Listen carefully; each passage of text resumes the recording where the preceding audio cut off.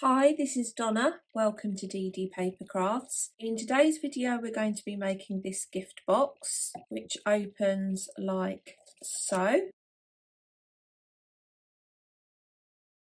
The gift box is 5 inches high at the highest point, 4 inches at the lowest point, and it's 3 inches deep and 3 inches wide. This was inspired by an image I saw on Pinterest which took you to an SVG file, so I have no idea how that box was constructed or indeed the sizes of that box. With this particular box we make each of the pieces individually, so you can then resize the box to suit your needs. So let's get started. For the back and the base we have one strip which is 3 inches by 8 inches, and along the 8-inch side score at 5, and then you can just fold and burnish along that score line. For the sides of the box you'll have 2 pieces which are 5.5 by 4. Along the 4-inch side score at half and 3.5. Rotate, and along the 5-inch side score at 5. We want to create the slope look for the sides. I'm going to score within the 1/2 inch tab at the top only at 1 inch. So this is going to be our indicator that our box is going to slope from high down to low. You could create a more defined slope if you wanted, and then just reduce the size of your front panel. So that's an option in terms of changing up the look of the box. And I just want to point out, if you're using single-sided cardstock as I am, on your second piece of cardstock you'll score at half and 3.5, rotate, score at 5.5.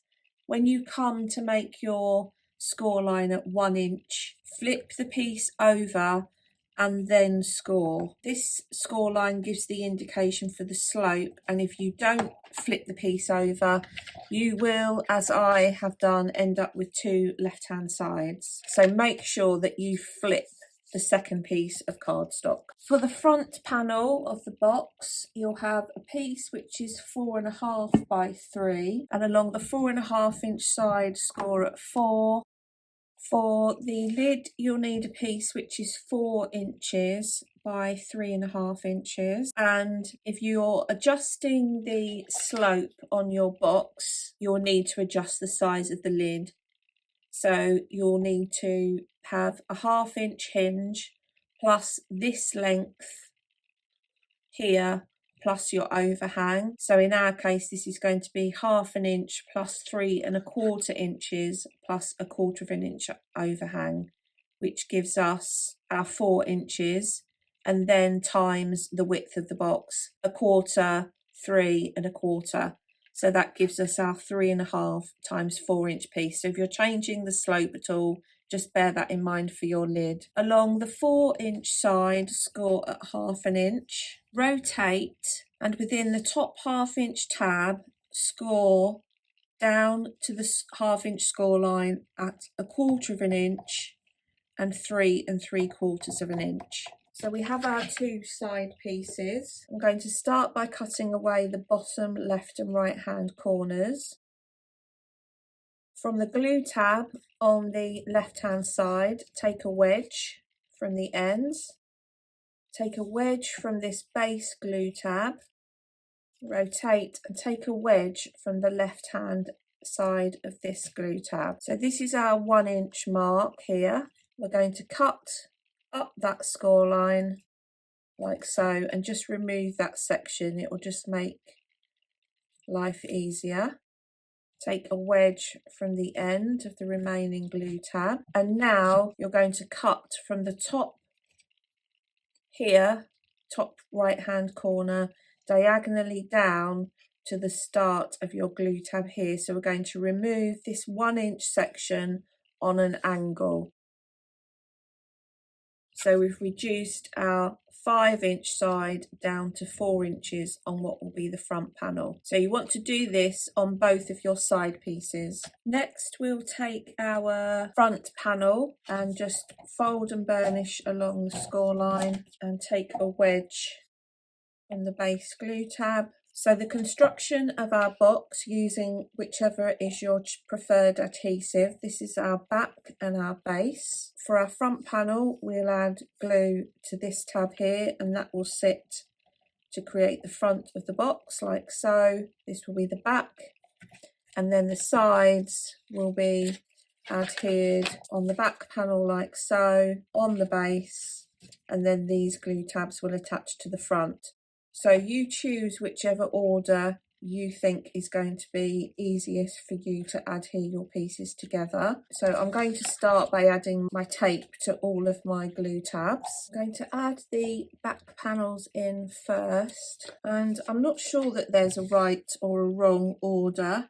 If you've made boxes, you'll probably actually have a preferred order of construction. Now I've got those in, I'm going to add the front one onto the base. What I am going to do is just pull around the side panel and just see whether I need to adjust the tabs at all. I'm quite happy that that's all going to fit in nicely, but you might want to reshape some of your tabs if you feel that you're going to have too much bulk in the corners. I'm going to stick these two base pieces in. Now I can take the tape off of the front tabs, sit the front into place. So that's my box. Fold and burnish along the score line. Take your scissors and we're going to cut down the 1/4 inch score lines to the horizontal. Rotate and remove those sections. So this allows the hinge to sit in the back of the box and gives us a 1/4 inch overhang down the sides. Take a wedge from the back of the hinge, and then because it's my preference, I'm going to round off the corners of the lid. So we will add glue to the hinge at the back, and then the lid is going to sit in the box like so, and is going to give us a nice overhang around the sides and around the front of the box. So I've added my double-sided tape to the back of the hinge, and now I can just sit my hinge in the back of the box, get the score line of the lid lined up and sit that in the back like so. So that will then come down like so. My thought process in terms of the lid is there will be a strip, and I've cut this to 4 inches by 2 inches, and I've scored along the 4-inch side at 1/2 inch. This will be adhered onto the inside of the lid, and this is going to have a slot in it and come down and sit over 2 hearts, which I've die cut and scored down the centre. These 2 panels will be adhered to the front of the box or to another panel, and there will be a slot in this section here, and then to get the box open you'll push the 2 elements of the heart together, and then to keep the box closed you'll have the 2 hearts opened like so. Hopefully that makes sense. I've measured the height, as it were, of the hearts, and this is 1 1/4 inches. So I'm going to start by cutting my slot at 1 1/2 inches, and I'm going to have it 1/2 inch from the bottom edge of the cardstock. So if I flick my piece over, this is my tabbed section. I'm just going to mark at 1/2 inch with my pencil, so I can rub all this out after. And 1 inch, I'm going to mark at 1 inch across, and then just measure 1.5 inch up, so that will be here. So I'm going to cut my slot either side of that pencil line on this section.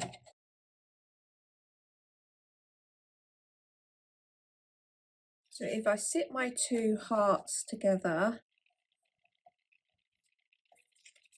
my slot will fit easily over the two hearts, and then they can be opened like that on the front. So that's how the front is going to come together. So what I'll do now is decorate the sides of and the front of the box, because I want to put some DSP on this. Add any decoration that I want to this strip. Adhere this panel into place, and then I will add on the two hearts.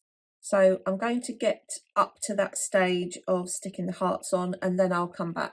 I've added my panels onto the side of my box to start with. So I've cut myself the two smaller hearts, which I've folded in half, and I cut myself a bigger heart to mount them on. So I'm going to add glue to one side of the folded heart and sit that on. So this is my strap, and I've embossed this the same as this, and this is actually a stencil. I ran a stencil through my die cutting machine, and I've just curled the end just to indicate that that's the element that you need to lift. I'm going to add my tape to the hinge, sit the strap over so the hinge is over the top edge of the box, hold that in place, and then gently bring the lid down, but making sure the lid is also coming down square over the front or the top of the box. Burnish that into place. So that's going to come down across the front. So I'm going to sit the hearts in the slot, and now add glue to the back of this large heart. Close the lid, pull the strap down. I can just hold on to the bottom of the heart and just sit that into place. And then I can lift that up and just burnish that down. So you don't need to do a heart, you can use any shape that you can score in half, and then when you fold it you're going to get the shape. So that will come down like so, that's in the right place, and then that sits to secure the box. I'm really happy with how this box has come out, and by deconstructing each of the elements and creating the sides and the front etc. separately, you can make this any width, any height, any depth you so choose. So it's actually very versatile. I hope you've enjoyed today's video. If you haven't done so already, please consider subscribing to the channel, and until next time, thanks for watching.